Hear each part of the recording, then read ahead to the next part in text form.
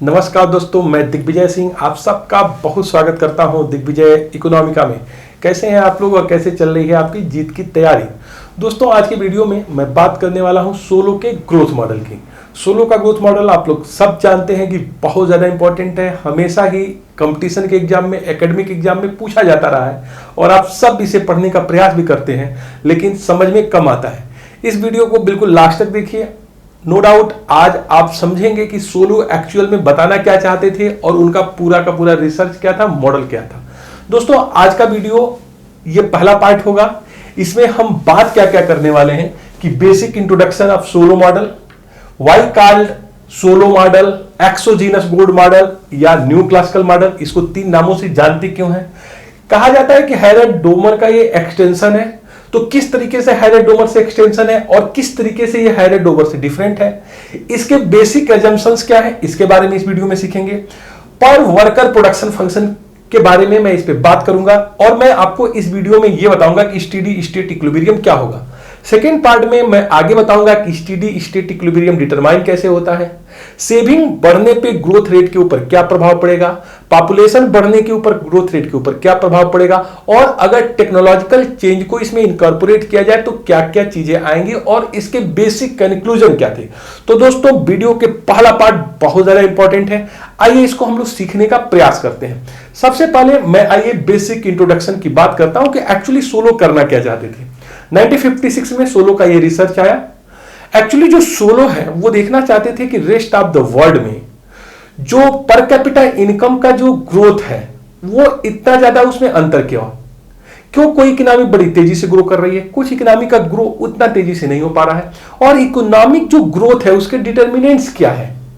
और एक बड़ा जो एक फैक्ट आया था रेस्ट ऑफ द वर्ल्ड के सामने कि जापान इतना तेजी से ग्रो क्यों कर रहा है और वो यूएस के ग्रोथ रेट को पकड़ लिया, कैचअप कर लिया। तो इनके मॉडल में यह भी था कि क्या कोई एक इकोनॉमी जो छोटी है या फिर कमजोर है, क्या वो बड़ी इकोनॉमी के ग्रोथ को पकड़ सकती है, कैचअप कर सकती है, कन्वर्जेंस कर सकती है क्या। तो इन तमाम चीजों के ऊपर सोलो अपना काम कर रहे थे।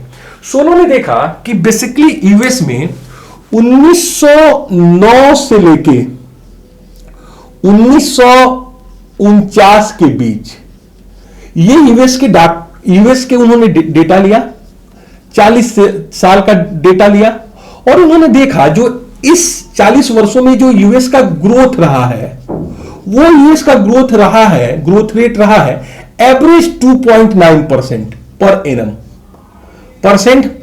एनम का ग्रोथ रहा है। इन्होंने देखा कि ये जो 2.9% का यूएस का ग्रोथ रहा है, ये बेसिकली इसके डिटर्मिनेंट्स क्या है, आखिर में ये ग्रोथ रेट को किया किसने है। तो उन्होंने देखा कि जो कैपिटल की वजह से ग्रोथ हुआ है, वो 0.32% है। जो लेबर की वजह से ग्रोथ हुआ है वो है 1.09% की। तो बाकी अगर ये 0.32 है और लेबर का जो है 1.09 है, तो बाकी 1.49 ग्रोथ रेट एनुअल कहां से आया है यूएस के इकोनॉमी में। इन्होंने बताया कि जो 1.49 जो सबसे बड़ा देखिए कंट्रीब्यूशन कर रहा है ग्रोथ में, वो बेसिकली आया है टेक्निकल प्रोग्रेस की वजह से। और ये जो टेक्निकल प्रोग्रेस है दोस्तों, ये जो है एक्सोजीनस फैक्टर है, बहुत ध्यान से समझिएगा। जो ये टेक्निकल प्रोग्रेस है जो यूएस की इकोनॉमी में सबसे ज्यादा ग्रोथ में कंट्रीब्यूट कर रहा है, वो एंडोजीनस फैक्टर नहीं है, वो एक्सोजीनस फैक्टर है। वो किसी चर के द्वारा डिटरमाइन नहीं रहा है, वो मॉडल के बाहर का है, वो बाह्य रूप से निर्धारित है। तो सबसे पहले सोलो ने यह कहा कि किसी इकोनॉमी के ग्रोथ में जो सबसे बड़ा फैक्टर हो सकता है वो टेक्नोलॉजिकल प्रोग्रेस हो सकता है, टेक्नोलॉजिकल चेंज हो सकता है। अगर आप इसके पहले जितने भी ग्रोथ मॉडल्स पे बात करेंगे वो सब सेविंग, इन्वेस्टमेंट, कैपिटल फॉर्मेशन के ऊपर ही डिपेंड थे। उनका यही मानना था कि इकोनॉमी में इन्वेस्टमेंट को, सेविंग को, कैपिटल एक्युमुलेशन को बढ़ा के ग्रोथ किया जा सकता था। लेकिन इन्होंने एक नई चीज सामने रखी यूएस के डेटा पे कि जो सबसे ज्यादा जो ग्रोथ पैरामीटर है वो हो सकता है टेक्निकल प्रोग्रेस। और टेक्निकल प्रोग्रेस चूंकि बाह्य रूप से दिया है, एक्सोजीनस दिया है, इसलिए एक्सोजीनस फैक्टर के रूप में आता है। अगर आप प्रोडक्शन फंक्शन को यहां पे लें, आप इस चीज को बहुत अच्छे से समझिएगा और नोट करिएगा कि बेसिक को कहना क्या चाहते थे। अगर आप प्रोडक्शन फंक्शंस को लें तो आप देखते हैं जो प्रोडक्शन फंक्शन यहां लिया जाएगा वो तीन चीजों को उसमें इनपुट बनाया जाएगा। y is equal to a function of k and l। अगर किसी इकोनॉमी की जीडीपी ग्रोथ देखनी है, y आपको देखनी है, तो इसके तीन फैक्टर्स हो गए। पहला तो फैक्टर हो गया आपका कैपिटल, ये फैक्टर हो गया कैपिटल, दूसरा फैक्टर हो गया लेबर, और तीसरा फैक्टर हो गया ए, जो कि टेक्नोलॉजिकल प्रोग्रेस है, या फिर इसके लिए एक शब्द जो है टोटल फैक्टर प्रोडक्टिविटी यूज किया जाता है, और कई बार इसी को सोलो का रेजिडुअल भी कहा जाता है, सोलो का अवशिष्ट भी कहा जाता है। अगर आप किसी इकोनॉमी की ग्रोथ को निकालना चाहें, डेल्टा वाई बाई वाई करना चाहें, तो यह होगा delta A by A plus delta के बाई के plus delta L by L. इसका मतलब जो ग्रोथ रेट आएगा वो टेक्नोलॉजिकल चेंज की वजह से, कैपिटल में चेंज की वजह से और लेबर के चेंज की वजह से। जो सबसे बड़ा ग्रोथ पैरामीटर था सोलो के वहां, वो था डेल्टा ए बाई ए, और डेल्टा ए बाई ए उन्होंने निकाला 1.49% पर एनम। इसका मतलब जो टेक्नोलॉजिकल चेंज हो रहा है ये एक्सोजीनस है, और लगभग 1.5% का इसमें ग्रोथ में कंट्रीब्यूशन है। दोस्तों, अगर इसको टेक्नोलॉजिकल प्रोग्रेस को हम लोग इनकॉर्पोरेट करें और रेस्ट ऑफ द वर्ल्ड में देखें तो लगभग 2% का ये ग्रोथ में कंट्रीब्यूट करता है। तो इस बड़े एलिमेंट को छोड़ा नहीं जा सकता है। तो यहां पे आप समझ गए होंगे कि जो सोलो था वो बेसिकली फोकस कर रहे थे कि जो हैरिट डोमर मॉडल है वो बेसिकली कैपिटल के ऊपर बेसिक मॉडल था, लेकिन इन्होंने लेबर के साथ ही साथ कैपिटल प्रोग्रेस को, जिसे टोटल फैक्टर प्रोडक्टिविटी या फिर सोलो रेजिडुअल कहा जाता है, उन्होंने अपने मॉडल में इसको विशेष स्थान दिया और बताया कि किसी इकोनॉमी के ग्रोथ में बहुत ज्यादा इंपॉर्टेंट रोल हो सकता है टेक्निकल प्रोग्रेस का। इस बेसिक इंट्रोडक्शन के बाद हम बात करेंगे कि इस मॉडल को हम तीन नाम से जानते हैं। बहुत ध्यान से समझिएगा, इस मॉडल को हम तीन नाम से जानते हैं। पहला सोलो ग्रोथ मॉडल, दूसरा न्यू क्लासिकल ग्रोथ मॉडल, और तीसरा exogenous growth model. Solo growth model इसलिए क्योंकि रॉबर्ट सोलो ने दिया, यूएस के ऊपर रिसर्च था इनका, इसमें कोई भी आपको डाउट नहीं होना चाहिए। न्यू क्लासिकल ग्रोथ मॉडल इसलिए कहते हैं क्योंकि सोलो जो है न्यू क्लासिकल इंस्ट्रूमेंट्स का यूज करते हैं, या फिर जो न्यू क्लासिकल स्कूल है जिसमें मीड भी आते हैं, स्वान भी आते हैं, ट्रेवर भी आते हैं, इन्होंने भी ग्रोथ पे काम किया और इन्होंने बेसिकली क्लासिकल चीजों का यूज किया अपने मॉडल में कहीं ना कहीं, इसलिए इसको न्यू क्लासिकल कहा जाता है। जैसे सोलो में किन किन बातों को क्लासिकल से आप जोड़ के देख सकते हैं, किन किन फैक्ट्स को आप जोड़ के देख सकते हैं। नंबर 1, इनके वहां भी क्लासिकल की तरह से prices, wage rate, interest rate fully flexible है। अगर आपको क्लासिकल को समझना है तो मैंने क्लासिकल के ऊपर 2-3 वीडियो डाले हैं, उसके बेसिक एजेंशंस को जरूर देख लीजिएगा ताकि आपको समझ में आए कि क्यों जो है हम सोलो के मॉडल को न्यू क्लासिकल कहते हैं। तो पहला, जैसे कि मैंने आपसे बताया कि यहां पे प्राइसेज है, वेज रेट है, इंटरेस्ट रेट है, ये भी फुली फ्लेक्सिबल है, पहली चीज।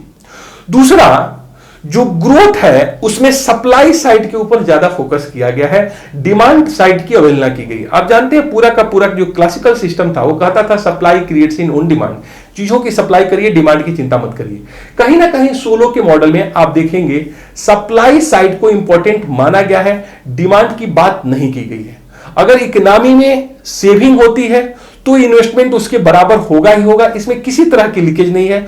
तो जो इंपॉर्टेंट है वो सिर्फ है सप्लाई, डिमांड कम हो जाएगा, इसमें किसी तरह की बात आप नहीं देखते हो।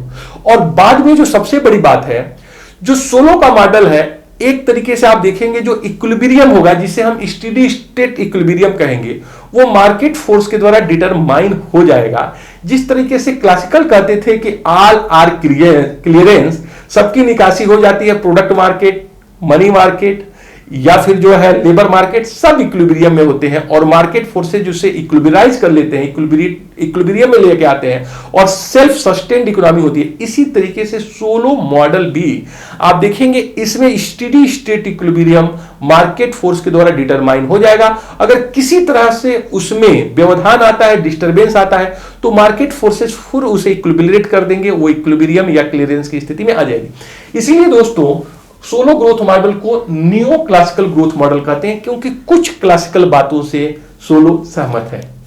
आइए हम बात करें कि इस मॉडल को एक्सोजीनस ग्रोथ मॉडल क्यों कहते हैं। दोस्तों ये जो मॉडल है, मैंने बताया कि सबसे ज्यादा जो है रोल देता है इकोनॉमी के ग्रोथ में टेक्निकल प्रोग्रेस पे, और टेक्निकल प्रोग्रेस जो है मैंने बताया कि डेल्टा ए बाई ए या फिर ए अगर आप बात करोगे तो ये एक्सोजीनस डिटरमाइन है। ये जो है इंडिपेंडेंट फैक्टर है, मॉडल के किसी के चर के द्वारा, इकोनॉमी में किसी भी वेरिएबल के द्वारा ये प्रभावित नहीं होता है, सेविंग के द्वारा, इन्वेस्टमेंट के द्वारा, ये किसी भी चर के द्वारा, वेरिएबल के द्वारा प्रभावित नहीं हो रहा है। और रेस्ट ऑफ द वर्ल्ड में आप देखेंगे कि डेवलप्ड कंट्रीज में जो 2% का ग्रोथ रेट है वो इंड्यूस्ड हुआ है इसी एक्सोजीनस फैक्टर की वजह से। इसीलिए इस मॉडल को हम एक्सोजीनस ग्रोथ मॉडल भी कहते हैं। लेकिन टेक्निकल प्रोग्रेस को सोलो जहां पे ये मान के चलते हैं एक्सोजीनस फैक्टर है, आने वाली थ्योरी न्यू ग्रोथ थ्योरी एक मॉडल में आपको बताऊंगा कि इंडोजीनस ग्रोथ थ्योरी आया 90 के डिकेड में, जो बताता है कि ये जो है जो चर है, जो टेक्नोलॉजिकल प्रोग्रेस है वो इंडोजीनस है। इसलिए एक और भी मॉडल में आपको पढ़ाऊंगा नेक्स्ट में इंडोजीनस ग्रोथ मॉडल क्या है। लेकिन आज आप इतना ही समझिए कि solo growth model, new classical growth model और एक्सोजीनस ग्रोथ मॉडल अगर एग्जाम में पूछा जाता है तो ये तीनों एक ही मॉडल में आपको लिख के आना है। यद्यप न्यू क्लासिकल में आप सोलो के साथ मीट को भी पढ़ते हैं, स्वान को भी पढ़ते हैं। तो हो गया हमारा बेसिक इंट्रोडक्शन और why called solo, new classical and exogenous. अब आइए हम बताते हैं कि ये हैरेट-डोमर मॉडल का किस तरह से एक्सटेंशन है, या फिर हैरेट-डोमर जब मॉडल था तो उसमें सोलो ने क्या कंट्रीब्यूट किया, कैसे इसको आगे बढ़ाया। देखिए जो सोलो मॉडल है वो हैरेट से किस तरीके से भिन्न है, ये भी मैं इस पर चर्चा करूंगा। देखिए हैरेट-डोमर मॉडल बेसिकली एक कीन्सियन फ्रेमवर्क में बने हुए दो मॉडल्स थे। हैरेट-डोमर दो अलग अलग मॉडल है, बट बेसिक कंक्लूजन दोनों का एक ही, इसलिए हम इसे हैरेट-डोमर मॉडल कहते हैं, जिसे मैंने वीडियो में डाला भी हुआ है, जिसे आप देख सकते हैं। हैरेट-डोमर मॉडल बेसिकली कई बातें ऐसी करते थे जो रिलेवेंट नहीं थी। जैसे सोलो हैरेट मॉडल में भी स्टेडी स्टेट इक्विलिब्रियम डिफाइन हो जाता था warranted rate growth, actual rate of growth के द्वारा। लेकिन अगर स्टेडी स्टेट ग्रोथ से अगर इकोनॉमी में डाइवर्जन होता है तो कोई मॉडल में ऐसा पैरामीटर नहीं था कि उसको इक्विलिब्रियम के पाथ पे फिर लेके आए। एक बार अगर आपका इक्विलिब्रियम डिस्टर्ब हुआ, स्टेडी स्टेट ग्रोथ एक बार डिस्टर्बेंस हुआ, तो ये हमेशा इक्विलिब्रियम से बाहर चला जाएगा। मतलब अगर इकोनॉमी में जीए जीडब्ल्यू से ज्यादा होगा तो ज्यादा होता चला जाएगा, और जीए कम हो गया जीडब्ल्यू से तो नीचे गिरता चला जाएगा। तो कोई ऐसे फोर्स नहीं है। इसलिए हैरेट-डोमर का मॉडल बेसिकली एक अनस्टेबल मॉडल था, जिसमें सबसे बड़ी प्रॉब्लम थी नाइफ-एज प्रॉब्लम की। जीए बराबर जीडब्ल्यू बराबर जीएन हो जाए, ये बहुत ही कम संभावना है, बहुत ही कम चांस है, नाइफ के एज पे चढ़ने वाली है। तो नाइफ एज प्रॉब्लम है उसमें, और ये जो है एक अनस्टेबल मॉडल है। वहीं पे जो सोलो का मॉडल है वो एक स्टेबल मॉडल है, जो बताता है कि इकोनॉमी में अगर इक्विलिब्रियम एक बार हटा, डाइवर्जन हुआ, तो मार्केट फोर्सेज फिर एक्टिवेट होंगे और फिर उसको लाके इक्विलिब्रियम पे लेके आएंगे। इसलिए कई बार आप देखेंगे कंपटीशन एग्जाम में पूछा जाता है कि सोलो का मॉडल बेसिकली एक अनस्टेबल मॉडल है, सॉरी हैरेट का मॉडल बेसिकली एक अनस्टेबल मॉडल है, वहीं सोलो का मॉडल बेसिकली एक स्टेबल मॉडल है। मतलब अगर हैरेट में स्थिति बिगड़ी तो बिगड़ती चली जाएगी, और सोलो में अगर बिगड़ी तो फिर आप सिचुएशन पे लेके आ जाएंगे।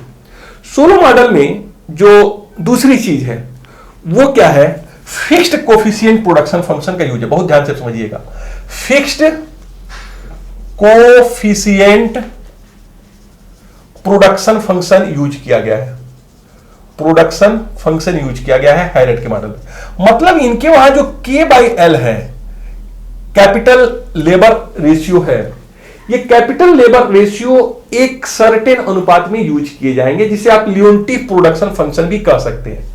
इसका मतलब यहां पे कैपिटल और लेबर में किसी तरह के सब्स्टिट्यूशंस नहीं होंगे, एक सर्टेन कैपिटल सर्टेन लेबर के साथ यूज होंगे, और इसमें जो कोफिशिएंट होगा वो फिक्स्ड होगा। इसके अगर आप विपरीत देखेंगे, सोलो ने फ्लेक्सिबल जो है कोफिशिएंट प्रोडक्शन फंक्शन का यूज किया है, फ्लेक्सिबल कोफिशिएंट प्रोडक्शन फंक्शन का यूज किया है, जिसमें जो k/l है ये चेंज होगा और k और l में सब्स्टिट्यूशन की असीमित संभावना है। मतलब कैपिटल और लेबर किसी भी रेशियो में लगाए जा सकते हैं, कैपिटल और लेबर एक दूसरे के साथ सब्स्टिट्यूट हो सकते हैं, इसलिए किसी भी स्थिति में यहां पे संस्थिति लाई जा सकती है कैपिटल और लेबर के सब्स्टिट्यूशन के द्वारा। वहीं पे हायर डोमन मॉडल में k/l हमेशा एक फिक्स रेशियो में यूज किए जाएंगे, फिक्स कोफिशिएंट प्रोडक्शन है। यहीं पे आप यहां देखेंगे फ्लेक्सिबल कोफिशिएंट प्रोडक्शन फंक्शन का यूज यहां पे हुआ है। हायर डोमन मॉडल में आप देखेंगे डिमांड की प्रॉब्लम हो सकती है, लेकिन यहां पे सप्लाई साइड की बात की गई है, यहां पे इस तरह की कोई प्रॉब्लम नहीं है। तो दोस्तों हैरेड डोमर मॉडल बेसिकली जो इसमें हैरेड डोमर मॉडल का अगर मैं कंट्रीब्यूशन कहूं ग्रोथ मॉडल में, तो ये था कि हैरेड डोमर मॉडल ने एक दिशा दी कि ग्रोथ में ये चीजें हैं, और अगर इकोनॉमी लगातार ग्रो कर रही है तो एक डायनेमिक इकोनॉमी में किस तरीके से ग्रोथ को हम डिफाइन कर सकते हैं, किस तरीके से ग्रोइंग इकोनॉमी में जहां पे इकोनॉमी चेंज हो रही है उसमें किस तरीके से हम ग्रोथ को डिटरमाइन करेंगे।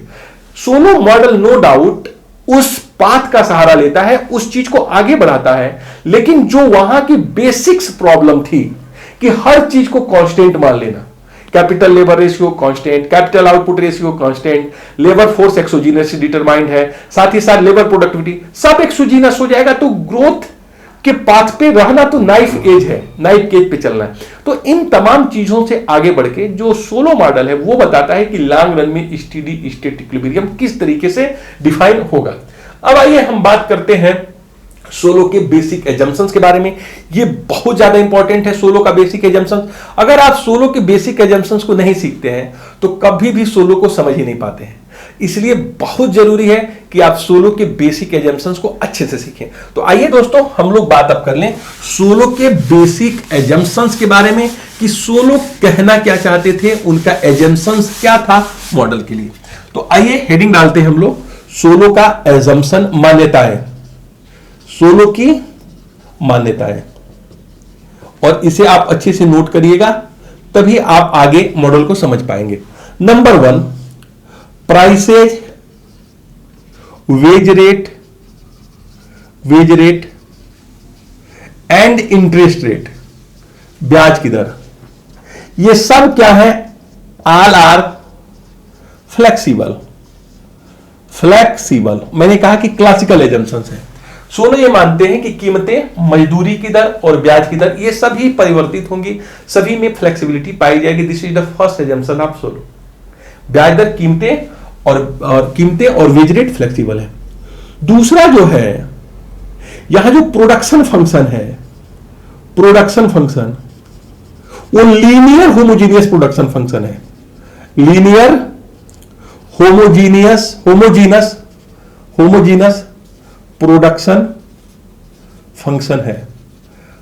मतलब यहां पे जो प्रोडक्शन फंक्शन है y equal to A K alpha L 1 minus alpha आप कहें, Cobb Douglas production function use किया गया है। अब इस बात को बहुत अच्छे से आप समझिए, linear homogeneous production function use हुआ है और सोलो ने बेसिकली अपने मॉडल में कॉब डगलस प्रोडक्शन फंक्शन का सहारा लिया है, जो कहता है y equal to function of A total factor productivity या फिर टेक्नोलॉजिकल प्रोग्रेस, के पे पावर अल्फा, एल पे पावर 1 माइनस अल्फा। मतलब तीन इसके आप देखिए डिटर्मिनेंट से आउटपुट के, टेक्नोलॉजिकल प्रोग्रेस, कैपिटल और लेबर। एक को यहां टोटल फैक्टर प्रोडक्टिविटी भी कहा जाता है क्योंकि ये कैपिटल और लेबर के प्रोडक्टिविटी को इनहांस कर देता है। इनपुट इफिशियंसी भी आप कहते आए हैं, जिसे आप कॉब डगलस प्रोडक्शन फंक्शन में। दोस्तों यहां पे जो सबसे बड़ी बात मैं आपको बताना चाहता हूं और जो हमेशा कंपटीशन में पूछा जाता है और हमेशा लोग गलत करके आते हैं, वो क्या है, यहां जो सोलो के मॉडल में जो Cobb Douglas production function use हुआ है, ये जो है कांस्टेंट रिटर्न्स टू स्केल दिखाता है। बहुत ध्यान से समझिएगा, कांस्टेंट रिटर्न्स टू स्केल दिखाता है। इसका मतलब यह है कि अगर आप कैपिटल और लेबर को दुगुना कर दें तो आउटपुट भी दुगुना हो जाएगा, और कैपिटल और लेबर को अगर आप आधा कर देंगे तो आउटपुट भी आधा हो जाएगा, और कैपिटल लेबर को 4 गुना कर देंगे तो ये भी 4 टाइम्स बढ़ जाएगा। इसको आप कहते हो कांस्टेंट रिटर्न्स टू स्केल। जिस रेशियो में आप इनपुट को बढ़ाएंगे आउटपुट उसी रेशियो में चेंज हो जाएगा। बट सबसे बड़ी बात यह है कि यहां पे इंडिविजुअल इनपुट के लिए डिमिनिशिंग रिटर्न्स पाया जाएगा, जो लोग नहीं समझ पाते हैं और हमेशा गलत करके आते हैं कंपटीशन में। अगर यहां पे आप देखें, मार्जिनल प्रोडक्टिविटी ऑफ लेबर को ले लें या फिर मार्जिनल प्रोडक्टिविटी ऑफ कैपिटल को ले लें, और यहां आप लेबर या कैपिटल को लो, और यहां पे आप देखिए एवरेज प्रोडक्टिविटी में लिया और मार्जिनल प्रोडक्टिविटी लिया। अब यही चीज समझिएगा, और लोग यही कंफ्यूज हो जाते हैं। बहुत ध्यान से, बड़े कंसंट्रेशन से इसको समझने वाली बात है। जो प्रोडक्शन फंक्शन यूज किया गया है सोलो के मॉडल में, वो लीनियर होमोजेनियस प्रोडक्शन फंक्शन है, जिसकी बेसिक विशेषता यह है कि अगर आप दोनों ही इनपुट को बढ़ा दो और जिस रेशियो में बढ़ा दोगे, आउटपुट उसी रेशियो में बढ़ जाएगा। 2 टाइम्स बढ़ाओगे कैपिटल लेबर को, आउटपुट 2 टाइम्स बढ़ जाएगा।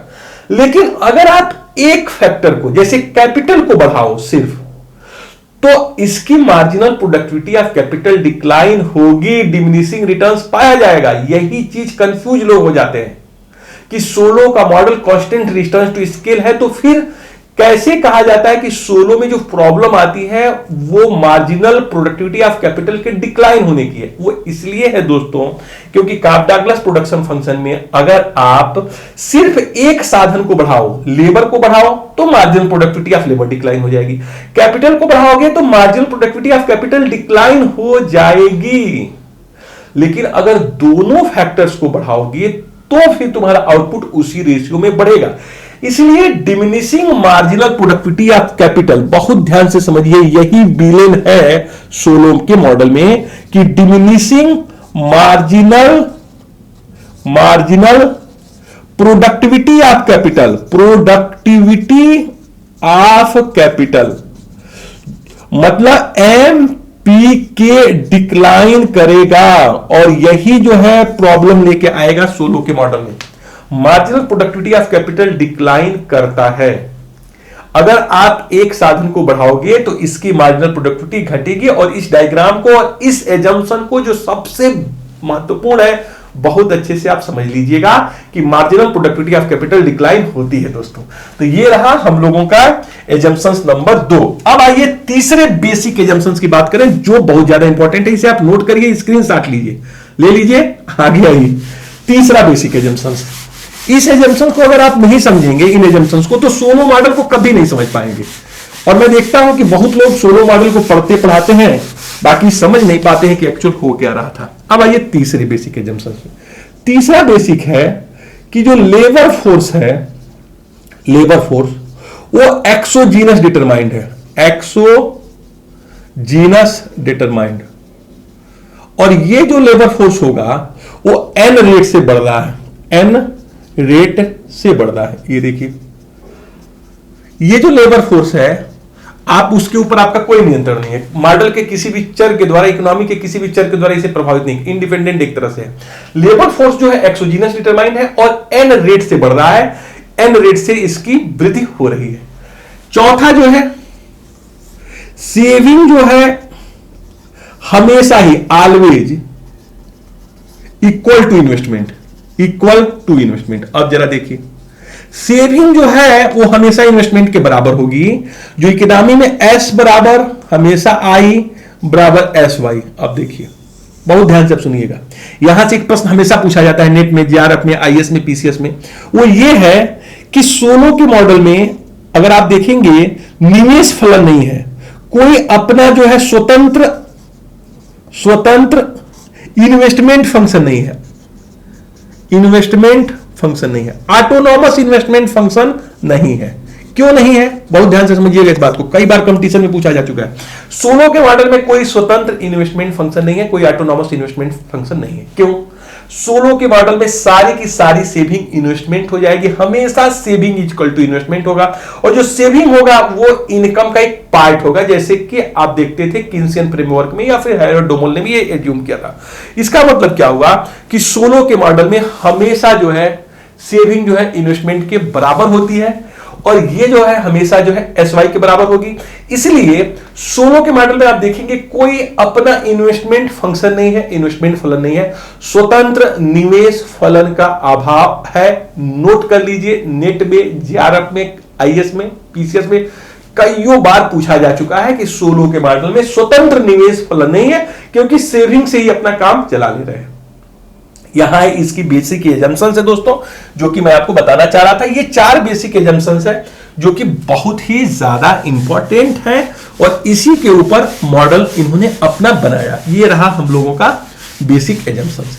अब जरा देखिए हैरेट के मॉडल में जो दोस्तों प्रोडक्शन फंक्शन यूज हुआ है वो पर वर्कर प्रोडक्शन। अब देखिए ये भी चीज लोग नहीं समझ पाते हैं और पढ़ते पढ़ाते हैं। सोलो के मॉडल में जो प्रोडक्शन फंक्शन यूज हुआ है वो एग्रीगेट प्रोडक्शन फंक्शन यूज नहीं हुआ है। सोलो के मॉडल में यूज हुआ है पर वर्कर प्रोडक्शन फंक्शन। पर देखिए अगर आपको सोलो को समझना है तो हमारे वीडियो को बहुत अच्छे से देखिए, फिर पढ़ाने लगेंगे सोलो को आप। पर वर्कर प्रोडक्शन फंक्शन यूज हुआ है,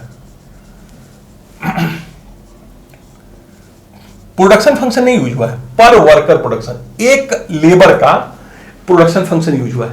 तो पर वर्कर प्रोडक्शन फंक्शन कैसे आएगा भाई और ये किस तरीके से आएगा? देखिए अभी आप पढ़ चुके हैं कि इन्होंने जो यूज किया था अपने ग्रोथ मॉडल में वो यूज किया था Cobb Douglas production function. y equal to K L y equal to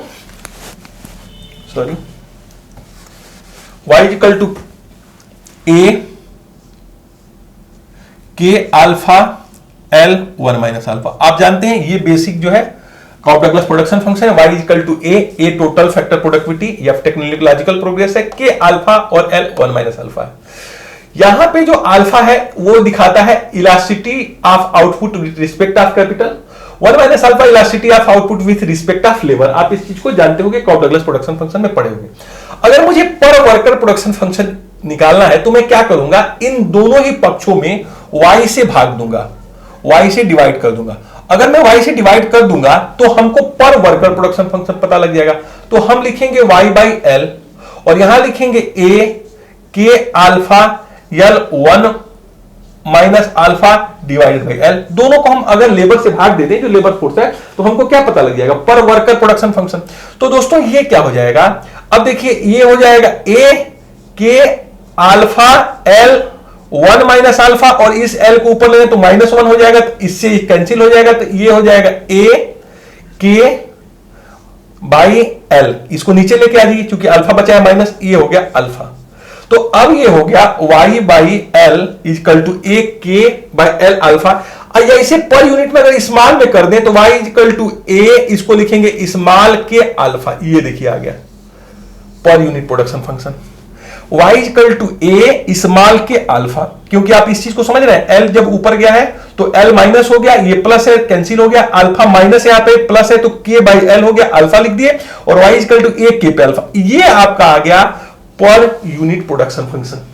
इसी प्रोडक्शन फंक्शन का यूज जो है सोलो अपने मॉडल में करते हैं। इस चीज को आप नोट करिए, कभी नहीं समझ पाते हैं लोग कि हो क्या रहा है। y इक्वल टू ए के पे अल्फा एल 1 माइनस अल्फा है। इसे पर यूनिट में जब हम पर वर्कर लेबर फोर्स निकालेंगे तो दोनों ही पक्षों में हमने लेबर फोर्स से भाग दे दिया, तो ये आ गया आपका y by l equal to A k by L पे अल्फा। इसे लिख सकते हैं y इक्वल टू ए के पे अल्फा और ये हो गया y स्मॉल के स्मॉल और अल्फा। इसका मतलब ये पर यूनिट प्रोडक्शन फंक्शन हो गया। और इसके माध्यम से अगर हम प्रोडक्शन फंक्शन ड्रा करें दोस्तों तो ये कैसे आएगा, आइए ठीक से बनाते हैं।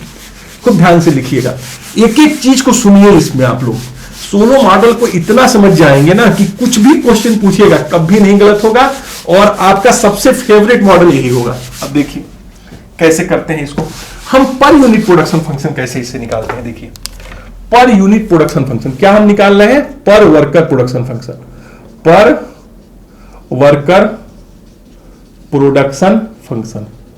अब देखिए आपको समझ में अब आएगा कि सोलो के मॉडल में एक्चुअली एक्स अक्ष और वाई अक्ष पे होता क्या है। अब आज समझेंगे आप लोग। जब हम पर वर्कर प्रोडक्शन फंक्शन निकाल रहे हैं दोस्तों तो यहां पे होगा पर हेड या पर वर्कर भी लिख सकते हो आउटपुट या फिर पर हेड इनकम, जिसको कई जगह पर कैपिटा इनकम भी लिखा रहता है, या फिर आप कह सकते हो पर हेड जीडीपी भी आप कह सकते हो। तो यहां पे होता है पर हेड आउटपुट, एक वर्कर की आउटपुट, पर हेड आउटपुट, पर head income, per capita income. इसको हमेशा इस एक्सिस पे आप दिखाते हो, वाई एक्सिस पे। बहुत ध्यान से समझिएगा, ये लोग समझ ही नहीं पाते हैं, पढ़ लेते हैं पीजी कंप्लीट कर लेते हैं, नहीं समझ पाते कि यहां होना क्या चाहिए। यहां होना चाहिए पर हेड आउटपुट या पर हेड इनकम या फिर पर कैपिटा इनकम या पर हेड जीडीपी आप लिख सकते हो यहां पे। और यहां जो होगा वो होगा पर हेड कैपिटल, पर हेड कैपिटल, या इसको लोग के बाई एल भी कह सकते हैं, कैपिटल लेबर रेशियो भी कह सकते हैं, या पर हेड कैपिटल सबसे सही शब्द है। एक व्यक्ति की पूंजी और एक व्यक्ति का उत्पाद, और जो हमारा प्रोडक्शन फंक्शन आएगा वो होगा y is equal to function of K small, जो अभी हमने निकाला था। आपने देखा हम यहां पे ए को हटा दिए हैं और ए को इस मान्यता के साथ हटा दिए हैं कि शुरू में टेक्नोलॉजी